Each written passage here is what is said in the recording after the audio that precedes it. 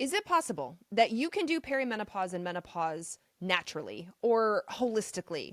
I get asked this question a lot because I am quite literally trained as a holistic and integrative doctor. So, who better to ask? The short answer is yes. You can do your entire hormonal journey however you want.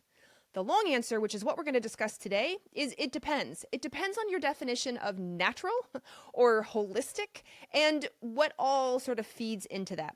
I divide it up into three camps. I find that when I talk to women and they talk about a natural or holistic perimenopause or menopausal journey, camp one is do nothing.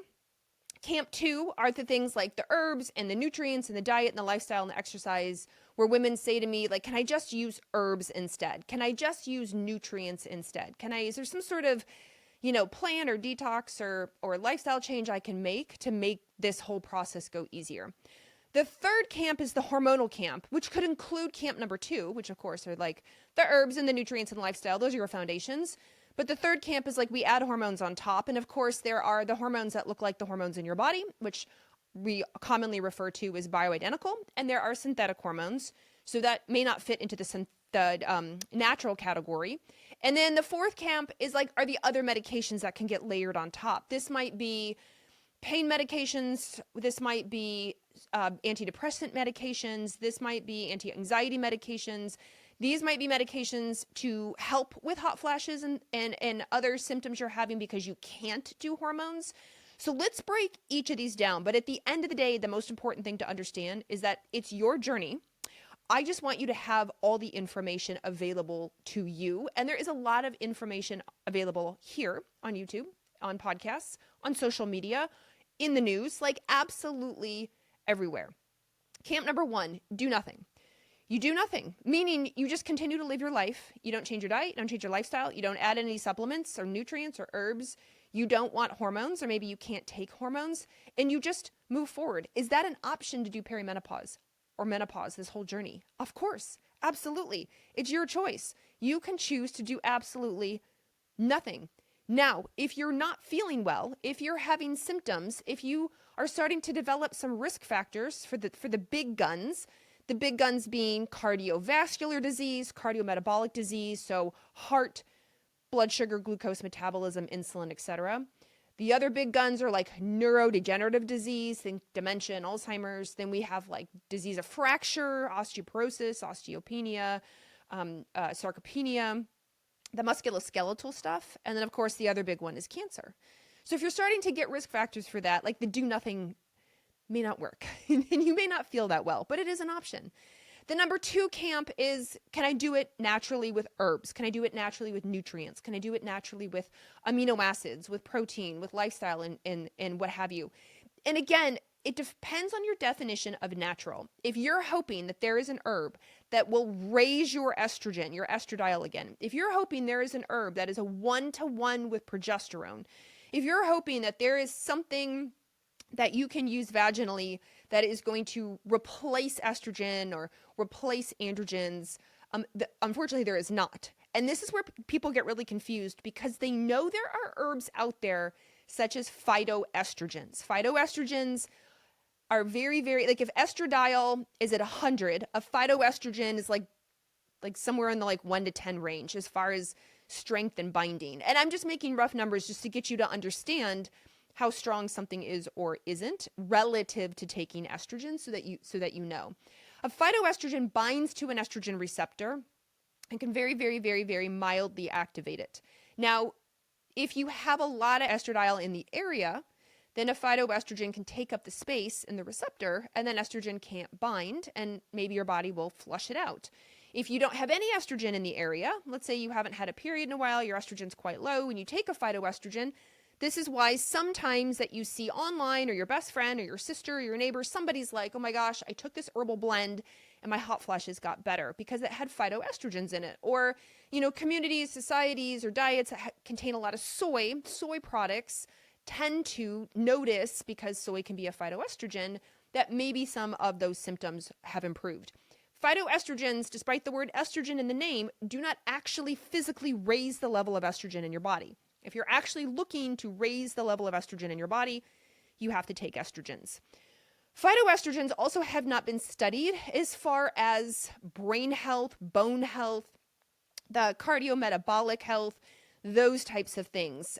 So we don't have great data, long-term data to show if you go on this phytoestrogenic herb and you in your 40s, like congratulations, you probably won't develop osteoporosis as an example as you get older. We don't have that data because it's not estrogen, despite the word estrogen, or an androgen for that matter, like testosterone. Does that mean there's no place for a phytoestrogen? Does that mean you may be listening to this thinking, but I love my blend. I love this blend that I take or this tea that I make specifically for women going through menopause. Of course, take it. If you like it, you feel better on it. Talk to your healthcare practitioner. I'm a doctor, but I'm not your doctor.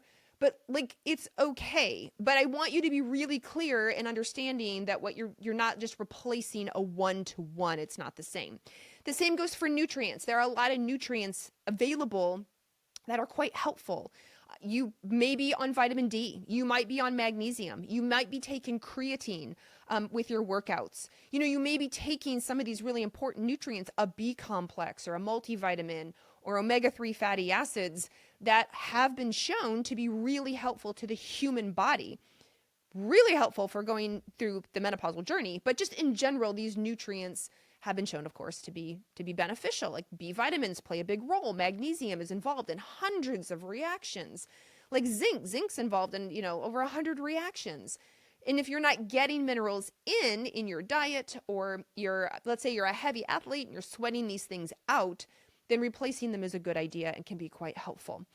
So I do want you to say, like, is that your definition of natural? Yes, Carrie, I just want to do nutrients. I want to do herbs. I want to somehow adjust my lifestyle, my exercise, my stress response, the things that I'm exposed to, the environmental toxicants.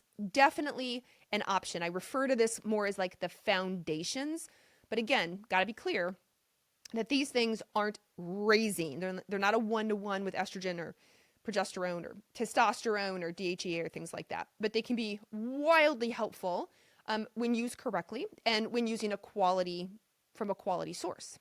That leads to camp 3, which is hormones. Now remember, hormones, you have hormones in your body. So you may be considering hormones like, well, that's what I mean by natural. Can I do menopause with natural, what we call bioidentical, that look like my body type hormones? And the answer to that is, of course, talk to your doctor.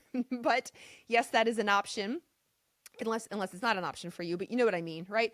So if you're thinking, yeah, that's what I meant I'm going to do everything in camp 2. I want to do foundations and I want to make sure I've got my minerals and I'm eating quality foods and, I'm doing all exercising, all the things.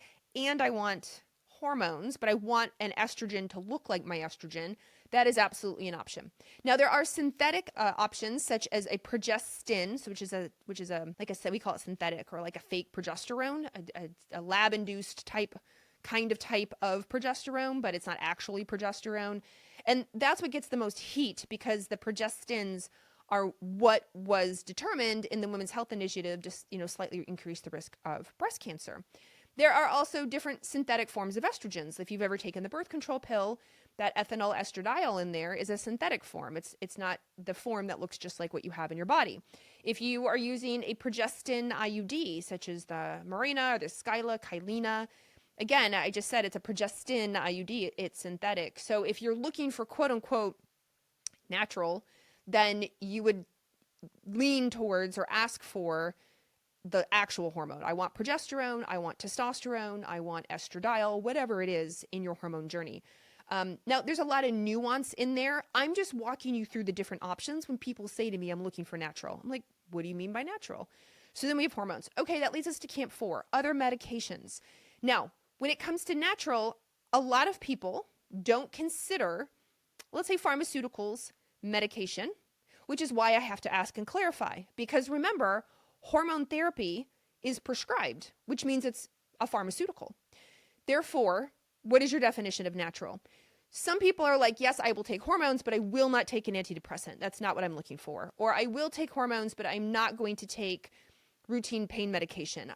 It's musculoskeletal syndrome of menopause. My arthritis is due to the lack of estrogen. I'm going to take estrogen.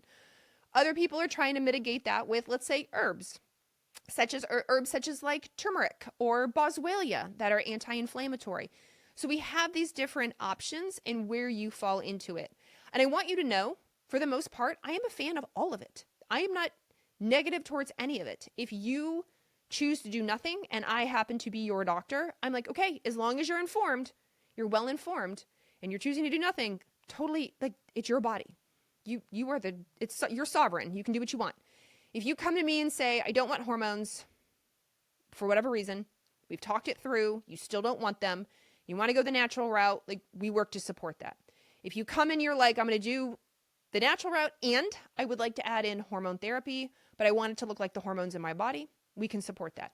If you're like, I'm having some desperate situations here, some major symptoms, it looks like I'm going to need some other medications. Maybe you can't do hormones. Maybe you were not allowed. You have breast cancer. You have a recent past history of breast cancer. And now you're looking to use like medications for hot flashes as an example, or something for sleep. And you're like, I'm so desperate. Let's do medications. I will support that as well. It's what you need. But I really wanted to make this talk today between us because I get asked a lot. Can I do it naturally or holistic? Well, what do you mean? What do you mean by that? So, quite honestly, I would love to hear from you. What do you mean, or what do you think when somebody says, or you're thinking, I'd like to do that naturally. I'd like to do that more holistically, because I want to answer all your questions around this. And at what level or what camp that you sort of fall into, or what questions you have about each camp, the do nothing camp, sort of the herbs, nutrients, lifestyle, diet, exercise, etc. camp, the hormone camp, and the other medications camp. And can you do all of them? Yes, absolutely. I mean, again, talk to your doctor. I am a doctor, not your doctor. Talk to your doctor. But yes, and some of these things get pulsed in and out. Maybe you've tried herbs and you're like, that didn't work. I'm ready for hormones. Okay. Maybe you're like, well, I was on hormones and now I can't do hormones anymore for whatever reason. So I need other options. I'm like, okay, we can do that too. So what do you mean by natural or holistic? What are you looking for in your perimenopausal or menopausal journey? Because I want to make sure that I can answer this in future talks.